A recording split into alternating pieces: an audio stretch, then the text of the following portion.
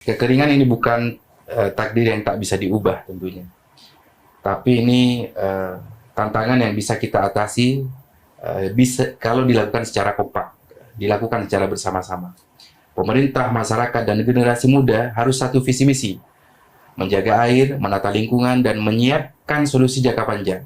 Madura bisa lebih tangguh menghadapi kemarau kalau kita mulai dari sekarang. Status demi status, kita jaga masa depan.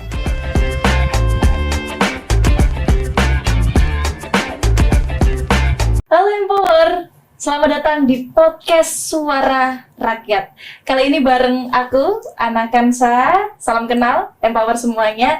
Dan Empower, ngobrolin podcast kali ini adalah tentang ancaman kekeringan. Kalau udah ngomongin soal kekeringan ini gak enak banget tentunya ya. Karena kalau kekeringan gak ada air, tumbuhan bisa mati. Sawah-sawah juga gimana perairannya ya kan. Apalagi penghasilan kita juga banyak nih dari persawahan. Meskipun udah banyak persawahan di Jawa Timur yang berubah jadi pemukiman.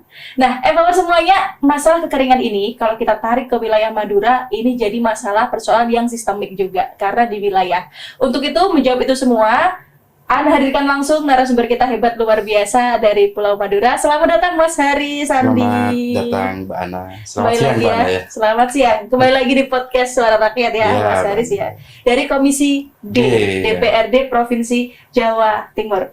Mas Haris, izin kita kali ini ngobrolin soal ancaman kekeringan yang ada di wilayah Madura sendiri. Kira-kira Mas Haris, seberapa serius sih ancaman kekeringan di wilayah Madura itu? Saya melihat bahwa ancaman kekeringan ini sudah sangat parah ya Mbak Ana ya. Karena musim kemarau saat ini diprediksi lebih panjang dari biasanya. Saya melihat bahwa data BMKG menunjukkan curah hujan yang menurun secara drastis, terutama di wilayah timur Madura, Mbak Ana. Ini artinya bahwa ketersediaan air bersih akan semakin menipis dan berdampak kepada rumah tangga nantinya. Tentu jika tidak diantisipasi sejak dini, maka efeknya akan dirasakan oleh para petani dan rumah tangga juga. Maka penting rasanya dilakukan mitigasi saat ini, dan mitigasi itu tetap harus kita jalankan saat ini. Gitu. Harus dijalankan ya Mas ya, mitigasi terkait dengan mengatasi ancaman kekeringan khususnya di Madura. Iya sih Mas, kalau lihat berita-berita ini, ya, salah satu fokusnya kalau di Madura waktu musim kemarau tuh kekeringan terjadi. Betul. Mas Haris. Nah, kalau di wilayah Madura yang mana yang paling terdampak kekeringan itu sendiri, Mas? Beragam ya, Mbak Ana. Ya. Kita urai dari sisi timur wilayah Sumeneb, terutama di kepulauan. Sebagian juga ada di Kabupaten Pamekasan dan sebagian juga ada di wilayah utara bagian Bangkalan, Kabupaten Bangkalan. Desa-desa di daerah ini kita data sering mengalami kesulitan mendapatkan air bersih. Terutama pada saat puncak kemarau. Bahkan ada yang harus menempuh jarak belasan kilometer Mbak, hanya untuk mengambil air. Kekeringan ini tentu menjadi wilayah yang harus kita tangani bersama, dan ini sudah terbiasa ya. Kekeringan ini terjadi tiap tahun. Itulah mengapa penanganannya harus lebih fokus dan tepat sasaran untuk saat ini kayak gitu. Harus fokus dan harus diseriusin ke depan ya Mas ya. Betul, Bang. Utamanya di Pulau Madura terkait dengan kekeringan. Betul. Kalau gitu tuh Mas, selama ini menurut Mas Haris penyebab utama kekeringan di Madura itu betulkah memang maksudnya ketersediaan itu sendiri atau ada juga nih faktor dari manusianya? Ya, kalau Mbak Ana bertanya soal itu, tentu bahwa kombinasi ini tidak lepas dari perilaku manusia dan kedua faktor alam. Faktor alamnya adalah tentu karena iklim kering Madura yang memang punya curah hujan yang sangat rendah, Mbak Ana. Namun kita juga harus antisipasi nih bahwa harus kita sadari juga bahwa kelalaian manusia seperti penebangan liar, minimnya penghijauan, dan penggunaan air yang secara terus-menerus dalam artian boros, ini juga memperparah kekeringan ini. Tidak adanya sistem penampungan air hujan yang memadai membuat cadangan air cepat habis ini, Mbak Ana, tentu. Jadi penyebab ini harus diatasi dari dua sisi sekaligus. Betul. Tidak hanya dari satu sisi, tapi harus dua sisi sekaligus, baik dari faktor manusia dan iklim. Kayak gitu. Wah, berarti kekeringan di Pulau Madura itu sebetulnya dari dulu ini sudah tertebak, maksudnya polanya Betul. seperti ini. Karena iklimnya sudah seperti itu. Dan harusnya bisa, Mas ya, Iya. dikondisikan kalau kita bisa hemat air tadi, Betul. mulai secara masif penanaman. Betul. Wah. Kalau selanjutnya nih Mas, kira-kira kondisinya gimana Mas kalau di desa-desa saat musim kemarau dan kekeringan itu? Saya rasa sangat bervariasi, Mbak Nia. Banyak desa yang bergantung pada sumur gali dan bantuan air tangki, baik dari pemerintah atau dari relawan-relawan. Kayak gitu. Di musim hujan, tentu tidak mempersoalkan itu, karena memang sumber air relatif aman. Tapi kalau di Tiba kemarau, kemarau. sering kering total. Oh. Beberapa desa punya sumur bor, tentu Bana, namun kapasitasnya terbatas dan tidak menjangkau semua warga. Hanya terbatas. Ada sih sumur, tapi tidak bisa semua warga itu memanfaatkan itu. Tetap infrastruktur perpipaan juga belum sepenuhnya merata. Situasi ini menunjukkan perlunya perencanaan air bersih yang berkelanjutan nantinya, Pak, untuk mengantisipasi ini semua. Betul. Harus diantisipasi, Mas. Betul. Kalau dampaknya sendiri, kalau sampai kekeringan tadi kan udah disebut ya, mulai dari kebutuhan rumah tangga itu juga terdampak. Betul. Lain-lain juga, sawah juga, perairannya juga Betul. terdampak. Kalau dampaknya sendiri Mas kira-kira? Ya tentu dampak paling terasa adalah krisis air bersih ini untuk kebutuhan sehari seperti minum, mandi, dan memasak. Kebutuhan sehari-hari lah. Kekeringan juga memaksa warga mengeluarkan biaya tambahan untuk membeli air. Betul itu. Nah, bagi petani, Mbak Ana, kekeringan ini bisa merusak, bahkan memusnahkan tanaman yang dan mengurangi penghasilan secara drastis. Artinya banyak yang sudah petani-petani nanam, tapi karena kekeringan, Kurang air. maka efeknya juga akan memberikan dampak kepada penghasilan petani secara drastis. Sektor kesehatan juga terdampak karena risiko ya penyakit akibat air kotor yang sangat meningkat. Banyak kayak gitu. Semua ini membuat kekeringan bukan sekedar masalah teknis, tetapi juga sosial dan ekonomi nanti. Wah, Efeknya loh seperti itu. menyeluruh kompleks Iya, ternyata. kompleks. Kalau sudah kekeringan itu semuanya terdampak, Mas Haris ya. Betul. Wah, ini perlu diperhatikan memang secara serius, Mas Air Haris ya. kan sumber kehidupan ini kan. Betul, sumber kehidupan. Nggak hanya diminum aja. Betul. Sehari-hari semuanya kita pakai air. Nah, Mas Haris, kira-kira kalau pengaruh kekeringan itu sendiri terhadap sektor pertanian yang dirasakan di wilayah Madura sana itu gimana, Mas? Pertanian yang mengandalkan tada hujan, Mbak Ana, tentu paling terpukul karena tanaman mati sebelum panen. Peternakan pun akan terganggu karena pakan banyak yang bergantung dari pakan-pakan hijau, dan ini sangat berkurang nantinya efeknya. Dan kebutuhan air hewan juga sulit terpenuhi. Akibatnya pendapatan peternak sangat anjlok. Harga pangan juga bisa naik karena supply berkurang. Tentu kekeringan benar-benar mengganggu sebenarnya pada rantai produksi dari hulu sampai ke hilir. Sampai ke hilir. Betul, ya. Kalau tadi perairan persawahan mengandalkan tada hujan, berarti selama ini di Madura untuk perairan persawahan itu optimalisasinya ya dari Betul. hujan dulu ya, Iya, betul. Mas Haris ya. Betul. Apalagi kalau kekeringan. Betul. Nah itu makin Semakin sulit. dirasakan, makin sulit itu Mas Haris. Nah, melihat itu semua, kira-kira kondisi iklim itu membuat kekeringan di Madura ini makin sulit diprediksi atau justru ya ini sudah diprediksi aja gitu Mas? Ya, perubahan iklim menjadi membuat pola musim menjadi tidak menentu ya, Pak. Ya. Kadang kemarau datang lebih awal atau lebih panjang dan dari perkiraan. Hal ini mempersulit petani tentunya untuk menentukan pola tanam yang tepat. Selain itu, curah hujan juga yang tidak merata membuat cadangan air sulit dioptimalkan. Adaptasi terhadap perubahan ini tentu menjadi tantangan besar bagi masyarakat Madura untuk kelanjutan hidup mereka. Nah, ini menariknya Mas Haris. Ya. Ini kan di DPRD nih. Kira-kira peran pemerintah ini sudah adakah atau sudah digalakkankah atau baru direncanakan? Apa kira-kira perannya untuk mengatasi kekeringan ini, Mas Haris? Jadi pemerintah punya peran penting ya. Pemerintah provinsi memiliki peran strategis juga dalam koordinasi lintas kabupaten dan penganggaran. Beberapa program seperti pembangunan sumur bor, embung, dan distribusi air eh, sudah dijalankan, Mbak. Ini sudah kita jalankan, namun pelaksanaannya harus lebih cepat dan berbasis lapangan. Artinya data lapangan kita harus juga punya kayak gitu. Pemprov juga harus memperkuat edukasi masyarakat untuk hemat air.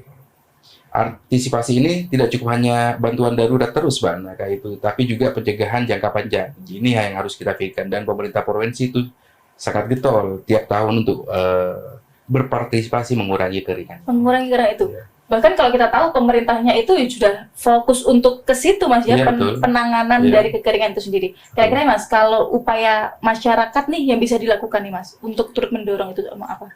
Ya, masyarakat punya peran penting ya, Bana, dalam menghemat penggunaan air. Ya, karena tadi sudah dibilang bahwa iklim dan peran aktif masyarakat juga sangat dibutuhkan untuk mengantisipasi ini. Masyarakat juga bisa menampung air hingga menjaga kelestarian sumber air. Gotong royong dalam membangun atau merawat sarana ini juga sangat krusial. Edukasi tentang penggunaan air yang bijak harus dimulai tentu dari keluarga, dari rumah lah, dari orang terdekat kita. Selain itu, warga juga bisa aktif melapor jika ada kebocoran atau kerusakan infrastruktur untuk mengurangi kekeringan ini. Kolaborasi masyarakat tentu dan pemerintah akan membuat hasilnya pasti lebih efektif, Bang. Oke, luar biasa. Ini menarik sekali loh, Empower semuanya. Dan kita selanjutnya akan ngobrolin tentang jangka panjang dan pendek terkait dengan upaya ini semua. Jangan kemana-mana, Empower. Tetap di podcast Suara Rakyat.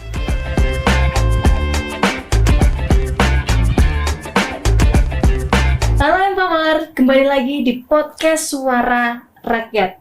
Kalau sebelumnya nih sama Mas Haris kita udah ngobrolin tentang gak hanya peran pemerintah, tapi Mas Haris udah kasih tahu juga tentang peran masyarakat di situ, keterlibatannya di situ, mulai dari berangkat dari rumah atau keluarga kecil, orang terdekat sendiri untuk menjaga ya Mas Haris ya, menjaga penggunaan air itu bisa dihemat gitu ya. Nah, kira-kira Mas Haris, adakah strategi jangka pendek dulu nih mungkin yang bisa dilakukan saat kekeringan itu mulai kita rasakan? Ya, tentu langkah cepatnya adalah bagaimana kita bisa memastikan distribusi air bersih ini yang nantinya melalui tangki bisa tersebar ke desa-desa terdampak.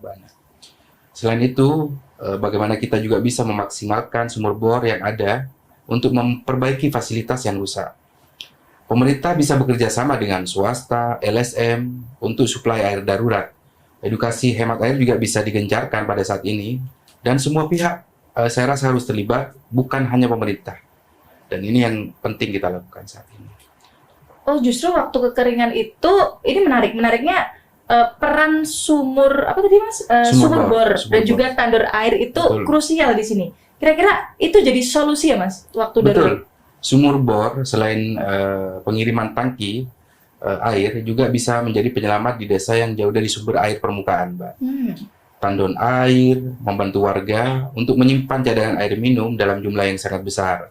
Keduanya efektif jika ditempatkan di titik yang strategis dan dikelola secara bersama. Namun sumur bor perlu perawatan dan karena memang kalau tidak dirawat ini bisa cepat rusak, Mbak.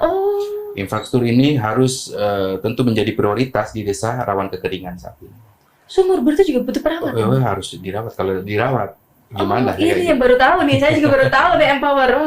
Ya, terkait semua alat-alatnya kan harus kita cek. Terus distribusi pipanya juga harus kita cek. Dan ini yang diperlukan bahwa ketika ada kerusakan, seperti yang Mbak Ana tadi bilang, peran masyarakat untuk segera cepat untuk melaporkan terkait ada pipa yang rusak, ini harus dibutuhkan juga kayak gitu. Oke, Empower ini semakin menarik. Kira-kira Mas, masih ngobrolin soal tadi ya, antisipasi dan juga darurat air. Adakah program pipanisasi kalau kita sebut ya, air bersih yang efektif di Madura? Ada, Mbak Ana ya, meski belum merata di semua wilayah. Beberapa desa ini sudah menikmati jaringan pipa dari sumber mata air dan sumur bor. Program ini efektif mengurangi jarak tempuh warga untuk mendapatkan air. Betul. Namun tentu seperti yang saya bilang tadi, seperti yang Mbak Ana juga sudah tegaskan bahwa perawatan rutin dan perluasan jaringan ini masih diperlukan. Tanpa itu, pipanisasi akan kehilangan fungsinya. Artinya ketika kita sudah membuat sumur bor tanpa finalisasi, ini kan tidak akan berfungsi. Kan? Jadi semua harus dirawat, ya gitu, baik dari sumur bor atau sumber mata air hingga pipanisasi.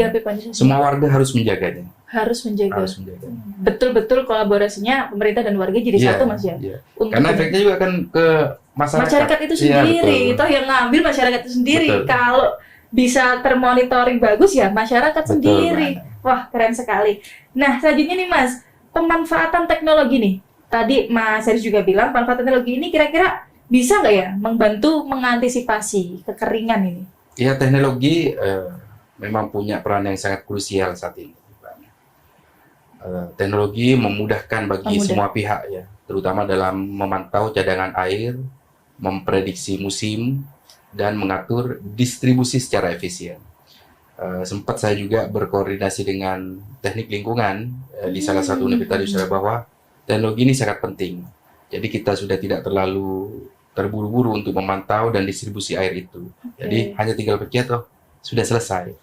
Nah, aplikasi berbasis data cuaca dan sensor level air bisa digunakan oleh pemerintah dan petani. Sistem irigasi, tetes, hemat air juga perlu diperkenalkan. Selain itu, teknologi penampungan air hujan juga bisa dikembangkan. Nah, pemanfaatan teknologi akan membuat penanganan kekeringan lebih terukur. Jadi, ketika sudah dipantau oleh ada layar lah, jadi ini sangat mudah, sangat mudah dan sangat efisien. Kalau di Madura sekarang sudah menerapkan itu, Mas? Mudah-mudahan akan diterapkan. Mudah-mudahan akan diterapkan, akan ya. Kalau Surabaya masih rencana ini. Tapi nggak apa-apa. Ini justru kita bahas di sini supaya empower semuanya tahu tentang itu. Nah, ini Mas Haris, kalau tadi kita ngomongin ini loh upayanya pemerintah provinsi terus, upayanya tadi mulai dari teknologi, mulai dari membangun dan lain sebagainya. Kira-kira kalau pemerintah desa atau pedesaan dari pemerintah desa sendiri itu upayanya apa, Mas, misalnya? Kalau saya melihat bahwa saat ini pemerintah desa adalah garda terdepan dalam menanggulangi kekeringan, Bang. Mereka bisa memetakan titik rawan dan mengatur prioritas distribusi air. Desa juga bisa mengalokasikan dana desa untuk fasilitas air bersih.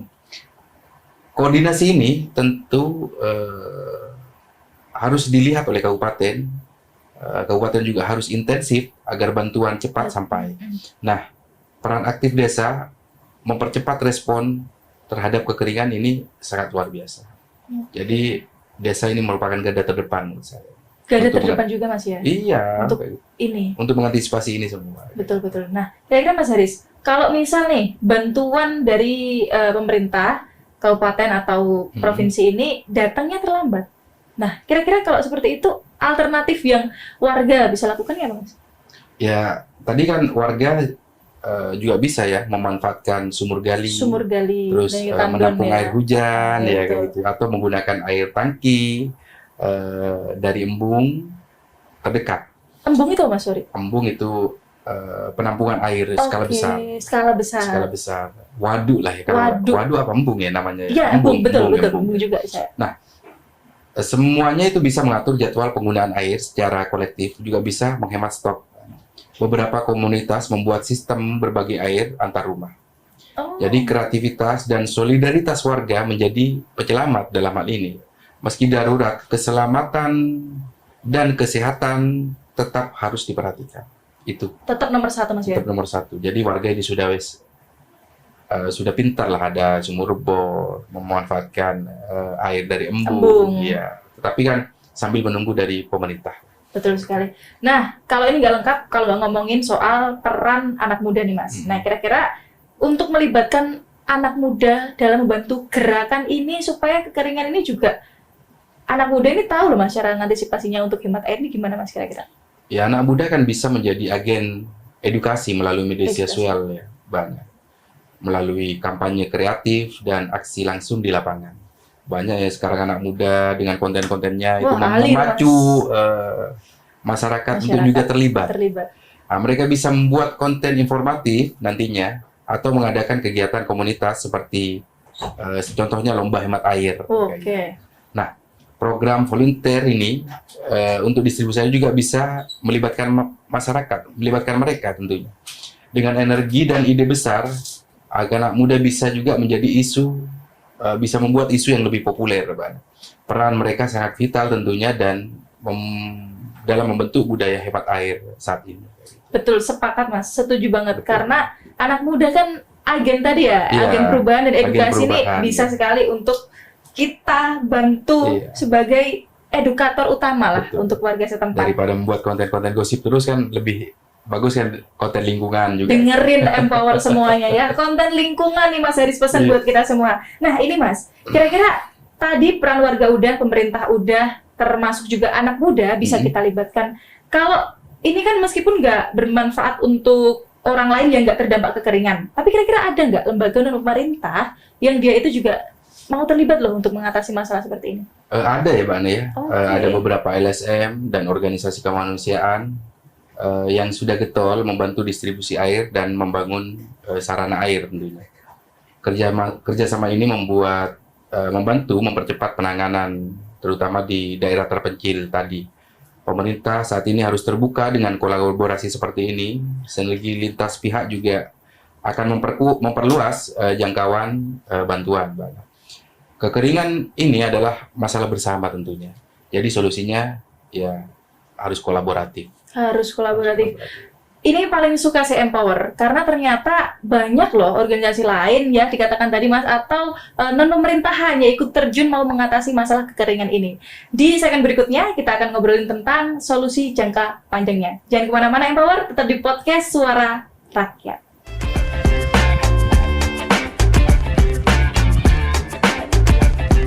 Halo Empower, kembali lagi di podcast Suara Rakyat. Masih ngobrolin soal kekeringan, menarik sekali tadi yang sudah kita obrolin sama Mas Haris ya. Kaitannya ini tuh butuh kolaborasi loh. Karena tentu nggak hanya warga, nggak hanya pemerintah, tapi semuanya itu harus turun untuk memperhatikan masalah terkait dengan kekeringan ini. Nah, kira-kira Mas Haris, adakah solusi jangka panjang kira-kira yang paling realistis untuk kekeringan di Madura ini? Ya, saat ini solusi jangka panjangnya adalah membangun sistem penampungan air hujan, embung dan sumur dalam secara merata. Program penghijauan juga harus masif Bana untuk menjaga kelembapan tanah. Edukasi hemat air harus juga jadi bagian dari budaya lokal saat ini. Semua ini butuh rencana yang sangat terpadu dan dukungan lintas sektor. Dengan begitu Madura bisa lebih tangguh dan dalam menghadapi kemarau ini. Oke, Mas Haris. Embung dan juga tadi itu justru jadi ini ya, bisa betul. Jadi solusi jangka panjangnya. Kalau memang bisa sama-sama digencarkan, warga juga paham untuk urgensi itu loh. Betul, seperti betul. itu. Mas Haris kira-kira kalau perannya sendiri, peran embung dan juga waduk kecil dalam menjaga ketersediaan itu cukup ini Mas, cukup membantu sejauh ini. Iya, embung dan waduk kecil ini kan berfungsi menampung air hujan, Mbak. Menampung air hujan saat musim hujan untuk digunakan di musim kemarau. Nah, fasilitas ini terbilang sangat efektif di daerah dengan curah hujan yang musiman seperti di Madura. Selain itu, untuk air bersih, embung juga bisa mendukung irigasi pertanian. Artinya perawatannya relatif mudah dan biayanya juga tidak begitu besar, Bana, dan pemerintah harus memperbanyak pembangunan fasilitas ini untuk saat ini. Oke, justru bisa dipakai juga untuk pertanian. Iya, betul. Kalau di wilayah Madura, wah ini cukup solusi juga untuk jangka panjangnya, Mas Haris ya. Nah, kalau tadi soal embung. Nah, selanjutnya nih, kalau tadi Mas Haris juga sempat bilang penghijauan atau penanaman itu juga harus digalakkan secara masif. Betul. Nah, seberapa efektif penghijauan atau penanaman kembali itu mengurangi resiko kekeringan saat ini, Mas? Ya kan, kalau kita artikan ya, atau kita pahami bersama bahwa penghijauan itu secara naturalnya bisa digunakan atau bisa diartikan untuk membantu menyerap dan menyimpan air di dalam tanah. Dalam tanah. Itu dalam arti yang sangat umum kita ya, Mas. Dan tentu pohon juga mengurangi penguapan air dan memperbaiki kualitas lingkungan. Di Madura, penghijauan bisa dilakukan dengan tanaman keras yang tahan kering. Oke. Ini juga bermanfaat untuk mengurangi erosi dan menjaga kesuburan tanah. Jadi penghijauan adalah tentu investasi ekologis yang sangat penting saat ini. Contoh Mas, tanamannya masih belum tahu saya Mas. Apa ya tanamannya ya? Tanaman khas yang di Madura ini. Ya, apa kalau pohon asam? Oh, asam ya? Pohon asam jadi Iya, banyak juga ya di banyak juga. Di pinggir jalanan jalan ini ya, ya. ada Itu semua. rata-rata pohonnya yang besar-besar Betul, asam itu. betul. Oh, oke. Itu harus masif juga digalakan Iya, Mas betul. ya. Luar biasa. Selanjutnya nih Mas, kira-kira gimana mendorong pola tanam itu adaptif terhadap musim kemarau? Ya tentu petani memang harus diarahkan pada tanaman yang lebih tahan kering seperti sorghum, kacang tanah, atau ubi, ya kan? Sistem irigasi hemat air juga bisa diperkenalkan dan pemerintah bisa memberikan pelatihan dan secara intensif untuk petani yang mau beralih pola tanam. Nah, adaptasi ini tentu akan mengurangi risiko gagal panen, Mbak Ana. Dan pola tanam yang adaptif adalah kunci bertahan di tengah iklim yang berubah. Berubah. Betul. Itu sih kalau warganya juga mau ya, Betul. mau menerapkan pola tanam yang tadi Iya. saran ya, sesuai dengan saran untuk menghadapi kekeringan. Nah, Iya. ini kita mau bahas sedikit Mas Hari soal ketersediaan dana. Kira-kira dana aspirasi itu bisa digunakan nggak Mas untuk infrastruktur air bersih? Sangat bisa ya, Mbak. Sangat bisa. Sangat bisa. Dan itu menjadi salah satu prioritas saya di DPRD, Oh, bahwa dana aspirasi dapat digunakan untuk membangun sumur bor, tandon air, atau jaringan perpipaan yang lebih luas. lebih luas lagi. Proyek seperti ini tentu harus didasarkan pada kebutuhan warga. Artinya kita by data, mana data-data yang desa-desa yang butuh pipanisasi untuk kita aliri juga dari sumber mata air. Dengan pengawasan yang baik nantinya hasilnya tentu akan bisa dirasakan langsung oleh masyarakat. Air bersih saat ini merupakan kebutuhan yang harus dipenuhi. Jadi ini memang menjadi tanggung jawab saya juga tentunya untuk bagaimana kita bisa meminimalisir kekeringan yang ada di desa-desa ini. Betul, sepakat dengan Mas Haris kali ini. Nah, itu menarik Mas. Kira-kira memastikannya itu supaya tadi yang dipilih tadi loh Mas, maksudnya pendistribusiannya tepat sasaran ke warga. Nah, itu memastikan itu tepat sasaran ke warga itu gimana Mas? Ya perlu pemetaan yang akurat, Mbak, dan partisipasi masyarakat dalam perencanaan. Balik lagi ya, bahwa masyarakat ini menjadi garda terdepan juga sekarang selain pemerintah. Data lapangan harus jadi acuan utama, bukan asumsi, tapi benar-benar real bahwa ini benar-benar membutuhkan. Nah, proyek harus dipantau dan dievaluasi secara berkala. Transparansi anggaran juga penting, Mbak Ana, agar masyarakat tahu progresnya sampai kemana, sampai di mana, sampai kemana, kayak gitu. Dengan begitu, program ini akan tepat guna dan tentu tepat manfaat. Kayak gitu. Sepakat dengan Mas Hari sejauh ini. Nah, ini Mas Hari yang paling menarik. Kita kembali lagi ke tadi anak muda. Ini anak muda supaya lebih peka lagi nih dengan isu lingkungan dan juga isu air ini. Kira-kira gimana Mas Hari? Adakah saran untuk kita? Ya, saya rasa perlu berpikir ya semuanya bahwa jangan menunggu adanya korban baru peduli. Mulailah dari langkah kecil agar seperti hemat air, ikut gerakan lingkungan, atau kampanye di media sosial. Generasi muda punya kekuatan untuk mengubah pola pikir masyarakat saat ini. Isu air ini karena bukan hanya soal sekarang, tapi juga untuk masa depan, Mbak Ana. Kita juga hari ini, kita selamatkan esok hari, kayak gitu. Luar biasa. Sekarang kalau menurut Mas Hari sendiri, kira-kira isu atau masalah terkait dengan kekeringan air ini lebih soal sumber dayanya kah? Atau justru manajemennya, Mas? Saya kalau melihat secara pribadi ya ini pada manajemen sumber daya yang belum optimal. Oke. Air sebenarnya ada, Bana, tapi belum dikelola secara baik dan didistribusikan dengan baik. Baik.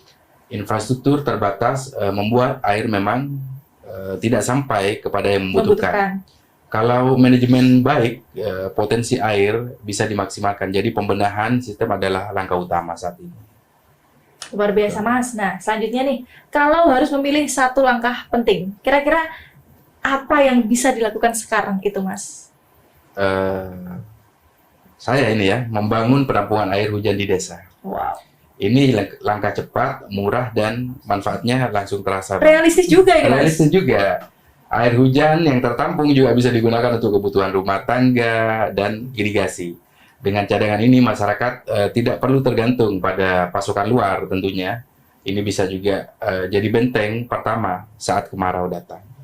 Baik, luar biasa sekali Mas Haris. Nah, ini terakhir Mas Haris, kira-kira gimana Empower ini bisa bergerak untuk menangani atau ikut turun langsung juga terkait dengan kekeringan ini, Mas Haris? Jadi, Empower ya, kekeringan ini bukan takdir yang tak bisa diubah tentunya. Tapi ini tantangan yang bisa kita atasi bisa kalau dilakukan secara kompak, dilakukan secara bersama-sama. Pemerintah, masyarakat, dan generasi muda harus satu visi misi, menjaga air, menata lingkungan, dan menyiapkan solusi jangka panjang. Madura bisa lebih tangguh menghadapi kemarau kalau kita mulai dari sekarang. Tetes demi tetes, kita jaga masa depan. Betul.